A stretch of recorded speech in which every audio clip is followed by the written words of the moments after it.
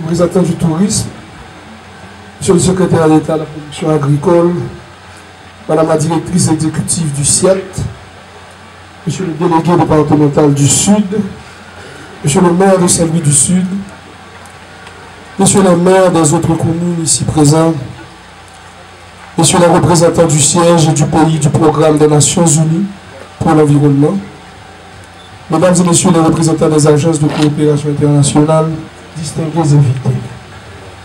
Le ministère de l'Environnement est heureux de vous accueillir dans cet espace historique afin de lancer une initiative importante et qui est en droite ligne avec la vision de Son Excellence le Président de la République, Michel Joseph Martelly, laquelle initiative n'est autre que le lancement de la nouvelle phase du projet Mer Sud. Il s'agit d'un projet doublement réjouissant, vu qu'il met l'accent sur le programme du gouvernement, car déjà le ministère de l'Environnement s'était lancé dans le programme d'assainissement côtier à travers l'assainissement des exutoires du bois de chêne, prélude à ces activités que nous menons à bien maintenant.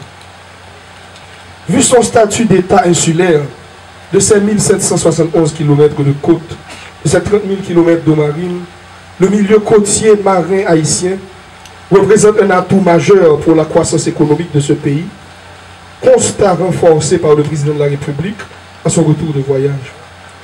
Les écosystèmes côtiers jouent un rôle crucial dans la production et le maintien des pêcheries et d'autres ressources biologiques de premier ordre pour la population d'Haïti, y compris de ses îles adjacentes.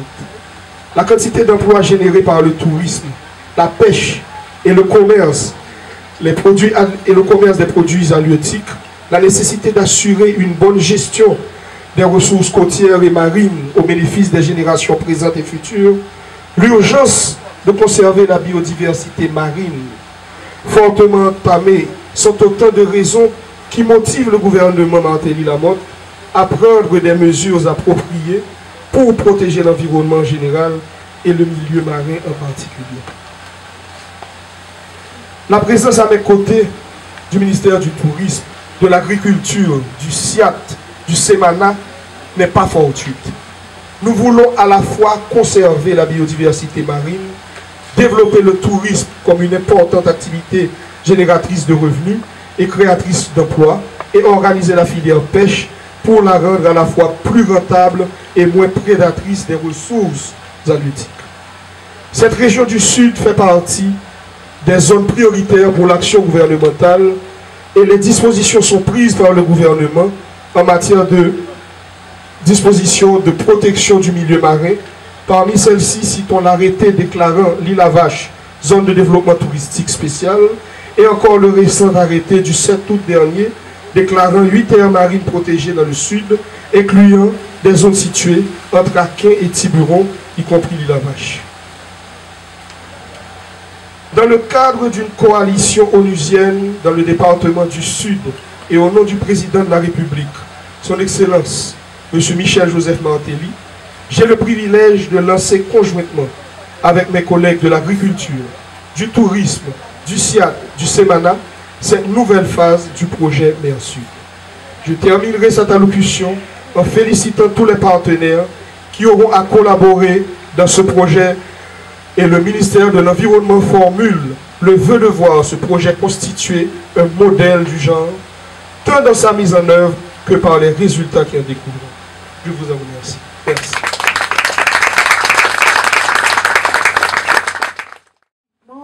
Haïti se déploie sur plus de 1000 km de côte que nous envient nos voisins et qui émerveillent les géographes depuis Christophe Colomb. Mais culturellement, le peuple haïtien tourne le dos à la mer. Nous barrons la vue avec nos murs et la plage, comme les rivières et les ravines, sert au mieux de d'échange. Au pire, je ne vais pas insister. Aujourd'hui, c'est une vraie innovation, une vraie première qui nous réunit au Fort des Oliviers. Nous lançons l'existence, nous annonçons au pays l'existence de la première aire protégée marine d'Haïti. L'arrêté de création de cette aire protégée est une victoire, mais nous ne devons pas sous-estimer le courage et les efforts qu'il faudra déployer dans les prochains mois et dans les prochaines années pour en faire une réalité. Il faut établir les nouvelles règles du jeu, le plan de gestion, expliquer, former et en faire une opportunité économique, parce que si ces opportunités économiques ne sont pas offertes à la population qui y vit, qui en vit, ce parc n'existera pas. Ceci dit, 2013 est une bonne année pour le territoire, pour l'environnement. Les conditions sont en train d'être remplies pour que le parc national historique Citadelle Sans Souci Ramier reste au patrimoine mondial.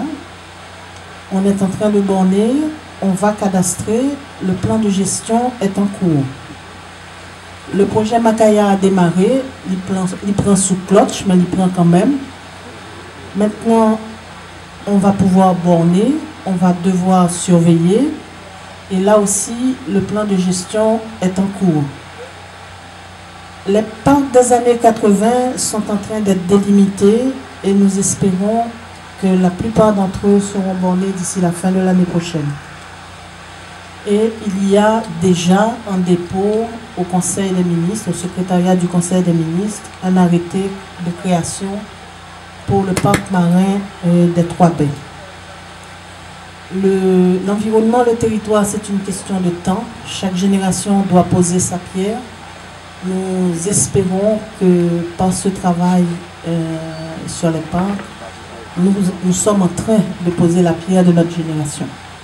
C'est un premier pas, le chemin va être long et au CIAP, nous promettons de donner toute l'assistance que nous pouvons pour faire de ce parc une réalité et un pas en avant dans la protection et la réhabilitation de l'environnement ici. La direction du service maritime et de navigation d'Haïti, conscient de sa mission consistant à travailler pour le développement et le plein essor des activités maritimes, a rendu opérationnelle la direction de la protection du milieu marin en vertu du décret du 5 mars 1982, dont l'une de ses attributions revient à travailler pour un environnement marin propre, sûr et protégé, l'un des piliers du développement durable et de surcroît le développement intégral du pays. La mission est pour le CEMANA de mieux s'engager à côté de ses partenaires dans la formulation des propositions pour tenir compte principalement de la particularité des zones marines protégées. Le président de la République de Kiribati a eu à déclarer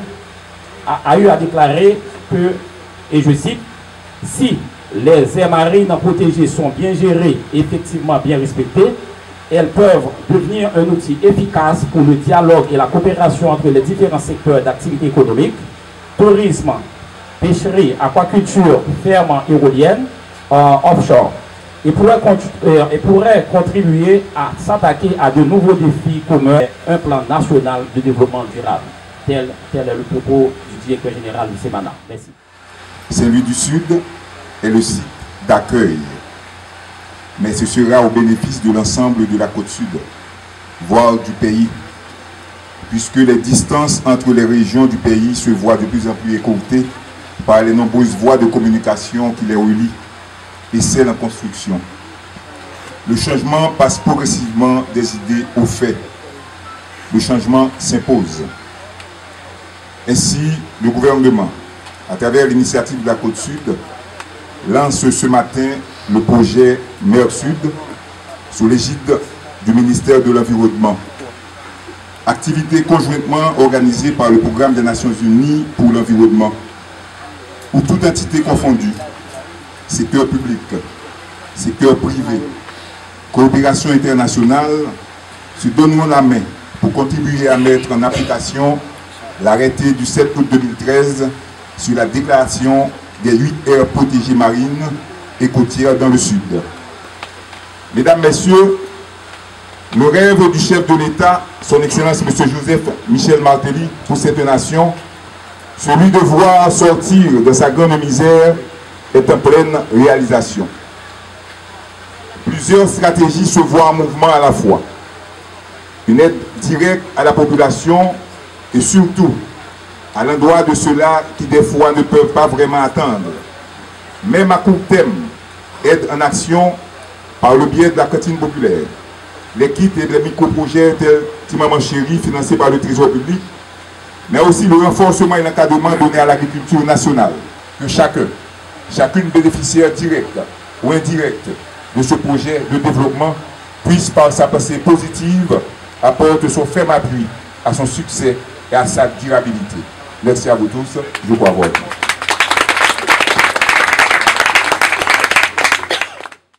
Faire de la côte sud et de l'île Lavage une destination touristique revient à accueillir au niveau de cette zone-là un ensemble d'investissements importants en termes d'établissement de chaînes d'hôtels, d'établissement d'un ensemble d'activités touristiques et d'accueil principalement de touristes de haut niveau. On ne peut pas faire de cette destination une destination touristique sans penser à alimenter toute cette destination, tous les investissements, la chaîne d'hôtels. Exemple à l'île Lavage, 2000 chambres d'hôtel vont être construites. Pensez à qu'est-ce qu'on va offrir comme produit de qualité, comme produit touristique aux touristes qui vont venir. C'est en ce sens que le ministère de l'Agriculture, présent à cette cérémonie,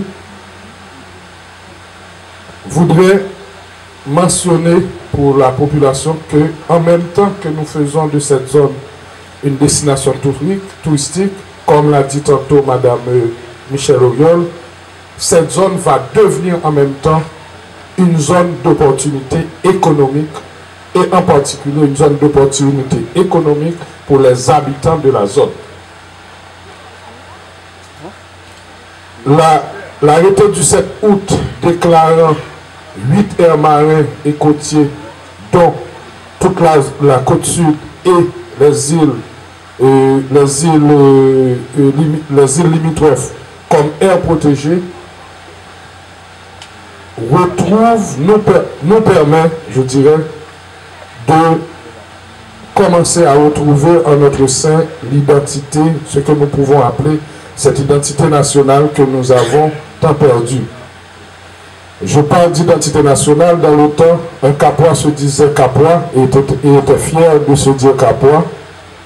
Et de même que en protégeant nos aires, en protégeant nos côtes, nous devrions très bientôt être fiers de dire que nous sommes aussi de la côte sud, car nous aurons beaucoup à offrir, non seulement aux touristes qui vont venir, mais aux Haïtiens et des autres départements.